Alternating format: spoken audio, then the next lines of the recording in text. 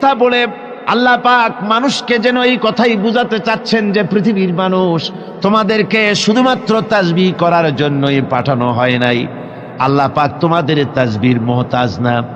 তোমরা জিকির করবে, তোমরা আল্লাহ রাব্বুল আলামিনের সিজদা করবে, তোমাদের সিজদা তোমাদের তাসবিহর জন্য আল্লাহ মুহতাজ নন।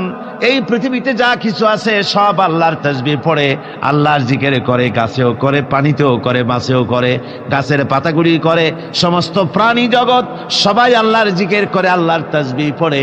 তোমরা ওদের ভাষা বোঝো না, ওরা ওদের ভাষায় আল্লাহ পাকের জিকির করে, তোমরা বুঝতে পারো না। পাখির ডাকগুলির মধ্যে তোমরা যে ধরনের খেয়াল করো ওই ধরনের ডাক শুনতে পাও। যেমন আমাদের দেশে একটা পাখি আছে, আমরা শুনতে পাই বউ কথা কও বলে।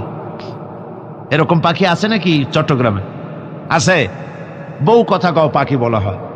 তা আসলে সে কিন্তু বউ কথা কও বলে না। তার কথা বলার দরকার কি? তার বউ কি তার উপরে রাগ করে আছে নাকি? আসলে সে ওটা বলে না।